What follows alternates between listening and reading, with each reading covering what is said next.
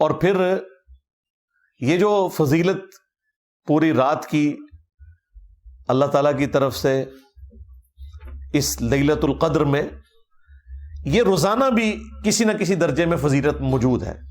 وہ صحیح بخاری اور صحیح مسلم دونوں میں حدیث ہے کہ اللہ تعالیٰ روزانہ آخری تہائی رات جب رہ جاتی ہے نا، یعنی رات سٹارٹ ہوتی ہے غروب آفتاب سے لے کر فجر کا وقت شروع ہونے تک، یہ اگر 6 گھنٹے بنتے ہیں نا تو اس کو آپ 3 پہ ڈیوائڈ کریں، جو آخری 2 گھنٹے ہیں نا، 1 تہائی رات آخری جو رہ جاتی ہے، اس میں اللہ تعالیٰ آسمان دنیا پر روزانہ نزول فرماتا ہے جیسا کہ اس کی شان کے لائق ہے، اور کہتا ہے کہ ہے کوئی مجھ سے بخشش مانگنے والا میں اسے بخش دوں، ہے کوئی مجھ سے سوال کرنے والا میں اسے عطا کروں. اور اللہ تعالیٰ کی طرف سے یہ مسلسل ندا آتی ہے یہاں تک کہ فجر کا وقت داخل ہو جائے. یہ روزانہ کے لیے. اچھا، اس میں بعض لوگ پوچھتے ہیں کہ جی وہ رات کی ٹائمنگ تو پوری دنیا میں مختلف ہے، اس طریقے سے شب قدر بھی. بھائی آپ اپنے علاقے کو فالو کریں گے، یہ ساری چیزیں سمبولک ہیں، یہ فزیکل چیزیں نہیں ہیں، یہ ذہن میں رکھیے گا.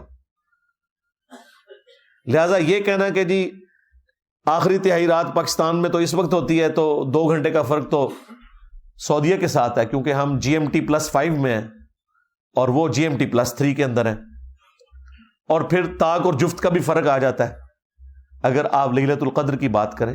ان چکروں میں آپ نے نہیں پڑھنا، ان کا کوئی لینا دینا نہیں اس کے ساتھ، کیونکہ یہ ساری کی ساری چیزیں اللہ تعالیٰ کے ڈیوائن پلان کا حصہ ہیں. اس کا فزیکل ورلڈ سے کوئی تعلق نہیں ہے، سوائے اس کے کہ ہم نے رسپانس کرنا ہے. باقی اللہ تعالیٰ آسمان دنیا پر نزول فرماتا ہے، اس کی کوئی تمثیل بیان کر سکتا ہے؟ مجھے بتائیں. لیس کمثلہ شیء وہو السمیع البصیر. اللہ کے مثل کوئی شے نہیں ہے اور وہ سننے والا دیکھنے والا ہے. اس کی مثال تو کوئی نہیں بیان کر سکتا. اس کے جو اصل معنی ہے وہ اللہ کے علم ہے. ہمارے لیے یہ ہے کہ وہ دعاؤں کی قبولیت کا وقت ہے. That's all. باقی ہم نے تو اس کے بھی شارٹ کٹ رکھے ہوئے. صحیح مسلم میں حدیث ہے، سیدنا عثمان رضی اللہ تعالیٰ عنہ علیہ السلام نے روایت کی ہے. وہ کہتے ہیں کہ اللہ کے محبوب صلی اللہ علیہ وآلہ وسلم نے فرمایا، جس نے عشاء کی نماز جماعت سے پڑھی اسے اللہ تعالیٰ آدھی رات کا قیام کرنے کا ثواب دے دے گا، اور پھر اگر اس نے صبح فجر بھی جماعت سے پڑھ لی تو پوری رات کے قیام کا ثواب. یعنی اگر آپ رمضان المبارک میں عشاء اور فجر جماعت سے پڑھ لیں، اس حال میں کہ آپ کی کوئی رکعت فوت نہیں ہونی چاہیے، یہ ذہن میں رکھیے گا. جماعت سے مراد نہیں کہ اتحیات جا کے مل جاؤ اینڈ تے، نہ، رکعت نہیں فوت ہونی چاہیے. شریعت میں جماعت ملنا ہے، رکعت فوت نہ ہو. اور رمضان میں یار کوئی مشکل کام نہیں ہے. فجر زیادہ مشکل ہوتی ہے، وہ تو ساری کے وقت ویسے ہی لوگ اٹھے ہوئے ہوتے ہیں. ایک مسجد سے جماعت رہ جائے دوسری میں چلے جائیں، آپس میں بھی ٹائمنگ کا فرق ہوتا ہے. تو یہ شارٹ کٹ ہے صحیح مسلم میں کہ جو رات کو عشاء اور صبح فجر پڑھ لے جماعت کے ساتھ، پوری رات کے قیام کا اسے ثواب مل جائے گا. یہ شارٹ کٹس جو ہیں وہ ہمارے جیسے جو کمزور لوگ ہیں ان کے لیے بہت بڑی نعمت ہے. اور یہ شارٹ کٹس اسپیشلی اللہ تعالیٰ نے اپنے محبوب صلی اللہ علیہ وآلہ وسلم کے ذریعے ہمیں اس لیے دیے کہ کوئی بہانہ باقی نہ رہے.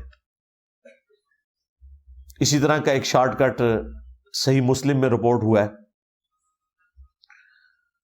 نبی علیہ السلام فجر کی نماز سے پہلے گھر سے نکلے اور پھر نماز پڑھ کے اشراق تک بیٹھ کے نوافل پڑھ کے کافی دیر بعد جب گھر آئے تو آپ نے دیکھا کہ آپ کی بیوی سیدہ جویریہ سلام اللہ علیہا وہ مصلی پہ ہی بیٹھی ہوئی ہیں. نبی علیہ السلام نے فرمایا تم صبح سے بیٹھی ہوئی ہو، یعنی کم از کم 3 گھنٹے تو ہو گئے تھے ان کو بیٹھے ہوئے، اور میں نے گھر آنے کے بعد 4 کلمات صرف 3 دفعہ پڑھے اور مجھے تم سے زیادہ ثواب مل گیا. سبحان اللہ وبحمدہ عدد خلقہ ورضا نفسہ وزینت عرشہ ومداد کلماتہ. یہ 4 کلمات سبحان اللہ وبحمدہ تو کامن ہے نا، عدد خلقہ ورضا نفسہ وزینت عرشہ ومداد کلماتہ. ان کو آپ نے 3 دفعہ پڑھنا ہے. وہ ہم نے صبح شام کے اذکار میں بھی یہ ذکر ڈالا ہوا ہے. تو مجھے اس سے زیادہ ثواب مل گیا جو تمہیں ملا ہے. اب اس کی قدر جو مجھے ہے نا وہ شاید آپ میں سے بہت کم لوگوں کو ہو. میرے لیے تو سیکیورٹی ایشوز کی وجہ سے مسجد میں اشراق تک بیٹھنا آلموسٹ امپاسبل ہو چکا ہے. حالانکہ یہ سنت بھی ہے. صحیح مسلم میں آتا ہے کہ نبی علیہ السلام تو فجر سے لے کر سورج بلند ہونے تک مسجد میں بیٹھے رہتے, اور اس دوران صحابہ کرام کہتے ہیں کہ ہم آپس میں ایک دوسرے کو اپنے زمانے جاہلیت کے واقعات سنایا کرتے تھے. اور اس میں الفاظ ہیں کہ مجلس کرتے تھے نبی علیہ السلام. یہ مجلس کا ورڈ اس میں موجود ہے, اسی کی وجہ سے ہم نے مجالس کا نام رکھا. اور پھر ہم زمانے جاہلیت کے جب واقعات سناتے اور اس میں ہم اپنی ان حرکتوں کا ذکر کرتے تو خود اپنے اوپر ہنسا کرتے تھے کہ یار ہم کس قسم کے تھے. کبھی کہیں نذرانہ چڑھا رہے ہیں بتوں کے اوپر جا کے, اپنے ہاتھوں کے تراشے ہوئے بت, یعنی وہی ریپلیکا یہاں پہ بھی آپ کو نظر آتا ہے. تو نبی علیہ السلام بھی ہمارے ساتھ مسکراتے تھے جب ہم آپس میں مسکراتے تھے نا کہ یار ہم کتنے جاہل لوگ تھے. تو نبی علیہ السلام بھی محظوظ ہوتے تھے اس مجلس میں بیٹھ کے. تو یہ فجر سے لے کر اشراق تک مسجد میں بیٹھنا یہ بہت بڑی نعمت ہے. لیکن اس کے ایکویلنٹ ایک شارٹ کٹ میں نے آپ کو بتا دیا کہ نبی علیہ السلام نے فرمایا کہ یہ 4 کلمات پڑھ لو 3 دفعہ, سبحان اللہ وبحمدہ عدد خلقہ ورضا نفسہ وزنۃ عرشہ ومداد کلماتہ, تو تمہیں اس سے بڑھ کر ثواب مل جائے گا.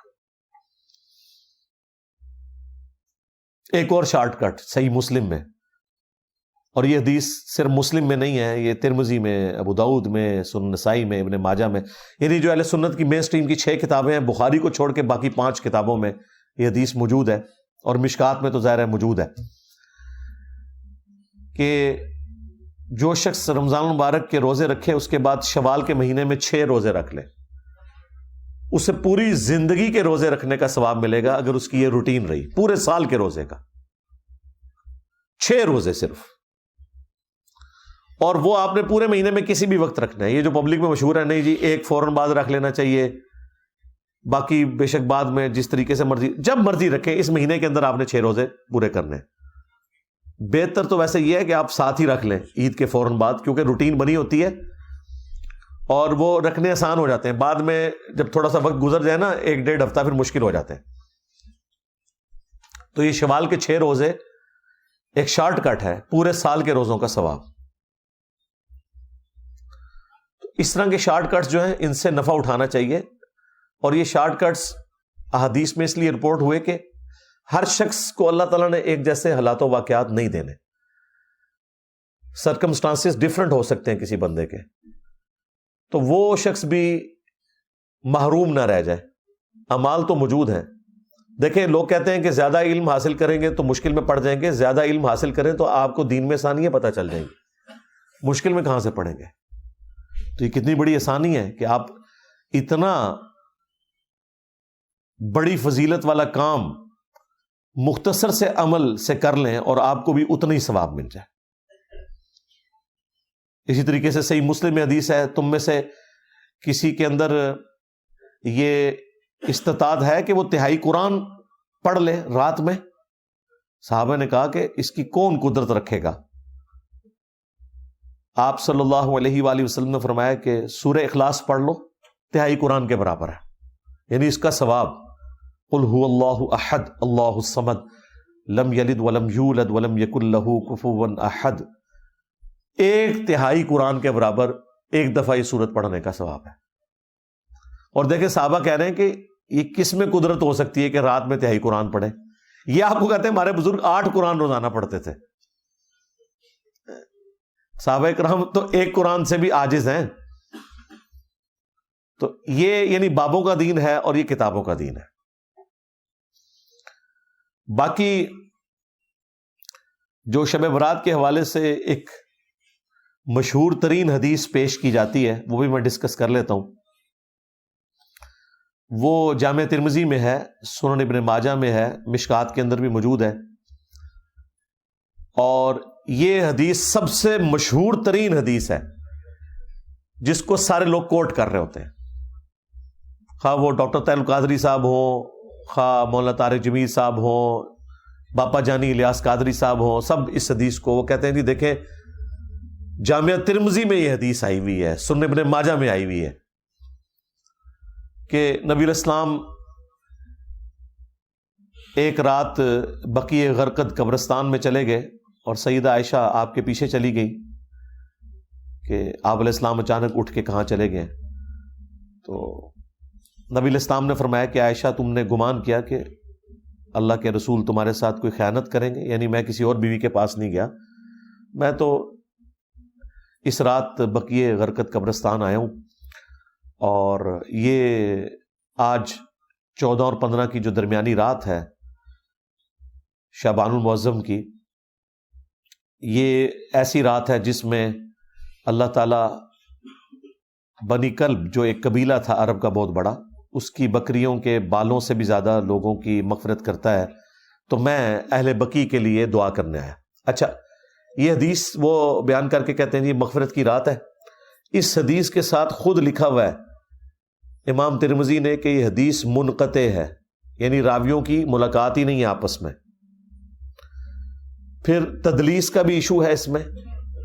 اس سے بڑھ کر امام ترمذی نے لکھا کہ میں نے اپنے استاد امام محمد بن اسماعیل بخاری، یعنی صحیح بخاری کے جو آتھر ہیں، ان سے جب میں نے شب برات کی اس حدیث کے بارے میں پوچھا، شب برات تو ہم کہہ رہے ہیں وہ تو 15ویں رات شعبان کی، تو انہوں نے بھی فرمایا کہ میرے نزدیک بھی یہ حدیث ضعیف ہے.